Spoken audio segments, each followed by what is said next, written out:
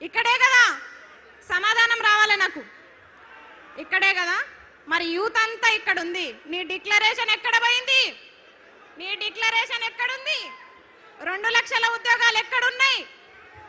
రాహుల్ గాంధీ और एक बार चाय पिएंगे आओ जी, మనకు మాట ఇచ్చిన రాహుల్ గాంధీ ఈ రోజు సరూర్ నగర్కి రాగలరా? ఓపెన్ ఛాలెంజ్ విసిరినాము. ఈ సభ ఎవరు పెట్టినా మాకు అనవసరం, కానీ నిరుద్యోగులము హాజరైనామంటే రాహుల్ గాంధీ సరూర్ నగర్ లో యూత్ డిక్లరేషన్ పేరిట నిరుద్యోగుల్ని మోసం చేసిండా లేదా?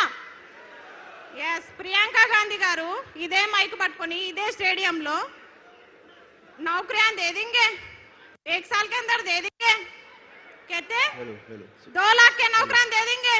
किधर गए जी नौकरियां? किधर गए नौकरियां?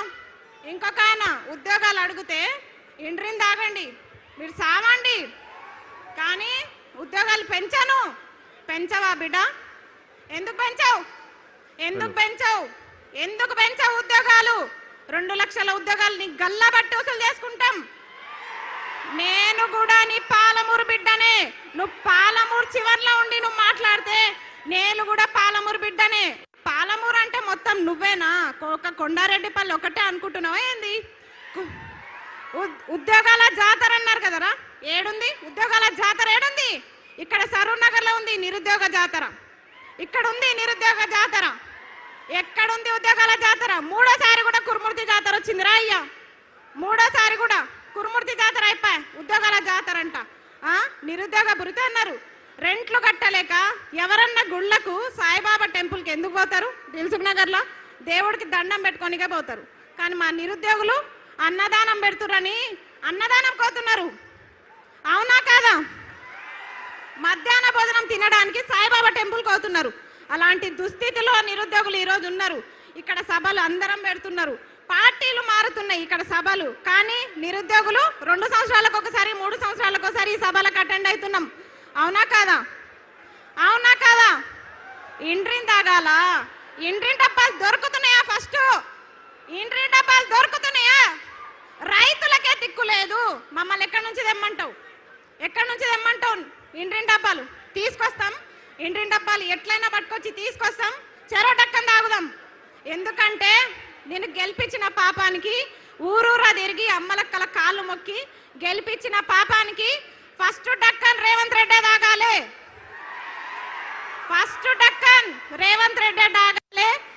తర్వాత రాహుల్ గాంధీ తాగాలి, తర్వాత ప్రియాంక గాంధీ తాగాలి. ప్రియాంక గాంధీ కంపల్సరీ తాగాలి. మహిళగా చెప్తున్నా, प्रियंका गांधी जी जरूर सरूर नगर का प्रोग्राम देखो. क्यों बोले तो बोले ना, यूथ डिक्लेरेशन के नाम पे हमको धोखा दिए प्रियंका गांधी. आपको दीदी समझे हम? कहाँ है आप? किधर गए?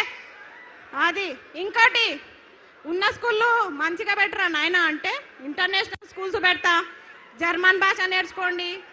నీకు ఫస్ట్ ఇంగ్లీష్ వస్తుందా? నువ్వు ఫస్ట్ ఇంగ్లీష్ నేర్చుకో, నువ్వు ఫస్ట్ మాతృభాషలు నేర్చుకో, హిందీ నేర్చుకో, ఇంగ్లీష్ నేర్చుకో, చక్కగా తెలుగు నేర్చుకో. వందే మాతరం కూడా అనలేని రేవంత్ రెడ్డి వందే మారతం అంటాడు. వందే మారతం అంట. నేను అడిగేది ఒక నిరుద్యోగకి ఇవన్నీ ఎందుకు చెప్తున్నా అంటే, ఎక్కడ నిరుద్యోగ సభ జరిగినా గివే మాట్లాడతాడు. డక్కన్ కాదు, ఇంటిని డబ్బా దొరికితే మాత్రం రేవంత్ రెడ్డి ఇంటికే పోతా. చక్కగా ఇంటి డబ్బా పట్టుకొని రేవంత్ రెడ్డి ఇంటికి పోయి ఖచ్చితంగా ఫస్ట్ డక్కన్ నీతో తాపించిన తర్వాతనే, నీ ప్రభుత్వం ఏర్పాటు చేసిన తర్వాతనే. ఇంకొక ఆయన అంటాడు, చిక్కడపల్లి లైబ్రరీలోనే చెప్పినా, నేను చిక్కడపల్లి లైబ్రరీ సాక్షిగా చెప్పిన, అన్న ప్లీజ్ అన్న దయచేసి గురుకుల రీలింక్వెస్ట్మెంట్ ఇవ్వండి, మెగా డిఎస్ ఇవ్వండి ప్రకటించినట్టు, నేను టీచర్ అయి సపోర్ట్ చేయకుండా వెళ్ళిపోతా అని చెప్పిన.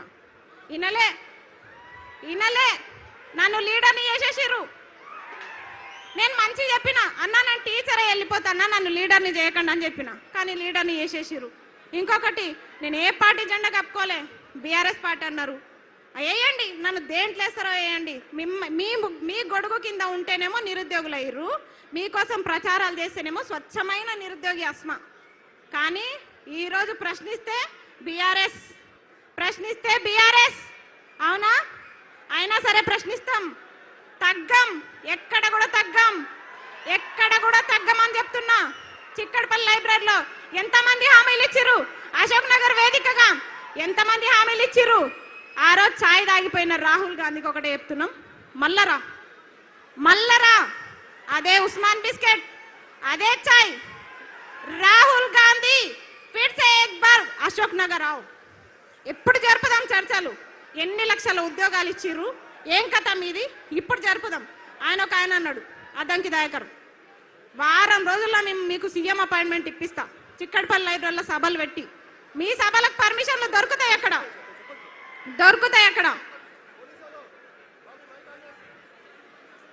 మైకాన్ని ఏ బాబు పోలీసు వాళ్ళు మీకేం పని అయినా? పోలీస్ బయటికి వెళ్ళగలి, ఎందుకు డిస్టర్బ్ చేస్తున్నావు? నువ్వు వెళ్ళు బయటికి. వాళ్ళని బాబు కూర్చోండి, మీరు అందరు కూర్చోండి. పోలీసు వాళ్ళు దయచేసి బయటికి వెళ్ళండి అందులో నుంచి. ఎందుకు ఉంచుకుంటారు అవి? ప్లీజ్ కూర్చోండి, కూర్చోవాలి అందరు. ప్లీజ్ వెళ్ళిపోయారు, కూర్చోండి ప్లీజ్. ఈ పోలీసు వాళ్ళు ఎందుకో ఏడమైనా వెళ్ళబెడుతుంటారు. జర పక్కకు జరగండి, జర ప్రశాంతంగా సభలు పెట్టుకుంటాం, జర పక్కకు ఉండండి. పర్మిషన్ ఉంది కదా సభకి, ఏడమైన ఇదేళ్ళు ఉంటుంది మాకు, కనీసం మాట్లాడుకోనియరు. సరే మళ్ళా డైవర్ట్ చేసారు. సరే నోటిఫికేషన్లు కదా, పెన్షన్ అన్నాడు కదా, సరే నువ్వు ఎట్లా పెంచవో చూస్తాం, గల్ల బట్టి బరాబర్ వసూలు చేసుకుంటాం. ఇంకొకటి, చాలా మంది కేసులు పెడుతున్నారని భయపడుతున్నారు నిరుద్యోగులు. మీకు చెప్తున్నా, నా మీద ఎన్ని కేసులు అయినాయి తెలుసా? అయినా సరే వెనకకి తగ్గం. కేసు వేయించుకుంటాం, కొట్లాడతాం. 2 లక్షల ఉద్యోగాలు సాధిస్తాం. రేవంత్ రెడ్డి తొడగొట్టి చెప్తున్నా, నువ్వే కాదు తొడగొట్టేది మగ పిల్లలే కాదు, ఆడపిల్లలు కూడా తొడగొట్టి సవాల్ చెప్తాం. రేవంత్ రెడ్డి గారు, మిమ్మల్ని ఇడిచిపెట్టే ప్రసక్తి లేదు. పాలమూరు బిడ్డ అన్నావు కదా, నీ విద్యాశాఖ మంత్రి నువ్వు పెట్టుకున్నావు కాబట్టి నేను ఇట్లా అడుగుతున్నాం. వేరేదైతే నేను అడగకపోదు. నువ్వు సీఎంగా ప్రధానమంత్రిగా నాకు సంబంధం లేదు. ఒక నిమిషం, నువ్వు సీఎంగా ప్రధానమంత్రిగా నాకు సంబంధం లేదు, కానీ విద్యాశాఖ మంత్రి తీసుకొని తప్పు చేసినావు నువ్వు. విద్యాశాఖ మంత్రి, ఇగో ఈ మేడం ఉంది, సబితమ్మ ఉంది, విద్యాశాఖ మంత్రి ఉంది. నీ అడ్డమైన జీవాలు వచ్చినాయా? ఎన్ని జీవాలు తెచ్చినావు? చెత్తమ్మకమోడా చెప్పు, ఎన్ని జీవాలు తెచ్చినావు? జీవో నంబర్ 4 అంట. నన్ను మంచిగా లెక్చరర్ కానీరా అంటే నన్ను తీసుకొచ్చి కొట్లాటలో పడేసిర్రు. నేను ప్రశాంతంగా టీచర్ అయ్యేదాన్ని, కానీ నన్ను తీసుకొచ్చి కొట్లాటలో పడేసిరుగా. భరించండి, నన్ను భరించాలి మీరు. ఎందుకంటే నేను చెప్తున్నా కదా, మీరు కూడా విద్యాశాఖ మంత్రి కదా, అప్పుడు మేడం ఉన్నప్పుడు కొత్త జీవాలు పుట్టుకొచ్చినాయా? జగదీశ్వర్ రెడ్డి గారు ఉన్నప్పుడు కొత్త జీవాలు పుట్టుకొచ్చినాయా? సరే, వాళ్ళు కొన్ని జీవాలు తెచ్చిరు అనుకుందాం. నువ్వేం చేస్తున్నావు? జీవాలు తేవడంలో పోటీ పడుతున్నావా? ఆగండి ఒక నిమిషం. పోటీ పడుతున్నావా? జీవాలు తేవడంలో పోటీ పడుతున్నావా? జీవాల విషయంలో తగ్గలే బిడ్డ. నోటిఫికేషన్లు ఇవ్వాలంటే ఫస్ట్ జీవాలు రద్దు చేయి. జీవో నంబర్ 4 చెప్తా, రాసుకో. GO number 4, GO number 29, GO number 46, GO number 108, GO number 81. ఈ జీవోలన్నీ నీకు తెలుసా? నీకేం తెలుసు? నీకేం తెలియదు. నీ దగ్గర మూటలు ఉన్నాయి, బ్యాగులు ఉన్నాయి, నీకేం తెలియదు. దొంగ కథలు పడుతున్నావా నిరుద్యోగులకి? నోటిఫికేషన్ లేకుండా ఇడిచిపెట్టే ప్రసక్తి లేదు. నిన్ను దొంగని సీఎం చేయడం మేము చేసిన తప్పు, ఖచ్చితంగా చెప్తున్నాం. ఇంకా తగ్గేది లేదు అన్న. మీరు కేటీఆర్ అన్న, మీరు మాకు చాలా సపోర్ట్ చేయాలి. ఎందుకంటే మిమ్మల్ని కలిసి మాట్లాడదామన్న అవకాశం లేకుండా పోయింది. నిజం, చాలా ట్రై చేస్తున్నా నేను. అబ్బా జర ఆగురబ్బా, జర ఆగురు, టైం అవుతుంది, జర ఆగండి. తాగండి ఒక్క నిమిషం, వద్దు. అయితే కేటీఆర్ అన్న, వీళ్ళందరూ కొంతమంది పేడ్ బ్యాచ్లు అంటున్నారు. అన్న మీరు నాకు ఎప్పుడన్నా 5 లక్షలు ఇస్తారా అన్న? మొత్తం నన్ను బ్లేమ్ చేస్తారు చాలా మంది. కేటీఆర్ అన్న, నాకు లక్షలు ఇవ్వకపోయినా పర్లేదు, 10 నిమిషాలు టైం ఇవ్వండి. 10 నిమిషాలు నాకు టైం కావాలి. టైం మాత్రమే కావాలి నాకు. నేను కొట్లాడతా మీకోసం, నేను కొట్లాడతా. ఎందుకంటే మీకు తెలుసు, నాకు పేరెంట్స్ లేరు, ఎవ్వరు లేరు. నేను పోతే ఒక్కదాన్నే పోతా.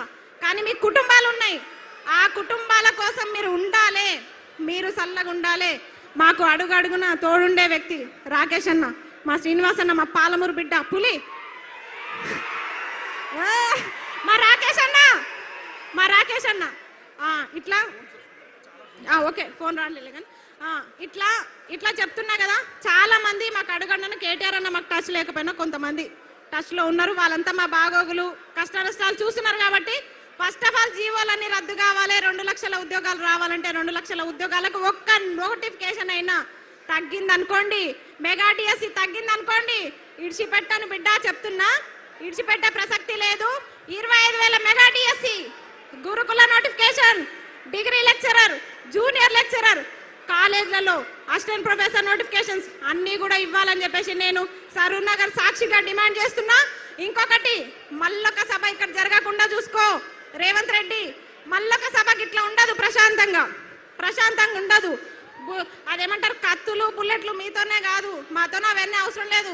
పుస్తకాలు పెన్నులు తీసుకొస్తాం బిడ్డ. పెన్ ఎంత షార్ప్ ఉంటుందో తెలుసా? గుచ్చితే గుండెలా సస్తావు. అలాంటి గన్నులు మా దగ్గర ఉన్నారు నిరుద్యోగులతో పెట్టుకుంటే ఏ ప్రభుత్వం కూడా నిలబడదు. పెట్టుకునే దమ్ముందా? జై నిరుద్యోగి. చాలంట, వాళ్ళు ఇబ్బంది పడుతున్నారు, వేరే వాళ్ళు మాట్లాడతారంట. సరేనా, ఏమనుకోకండి, చాలా మంది ఉన్నారు, వాళ్ళందరికీ కూడా మాట్లాడే అవకాశం రావాలి. కాబట్టి ఇంకా వీళ్ళ కోరిక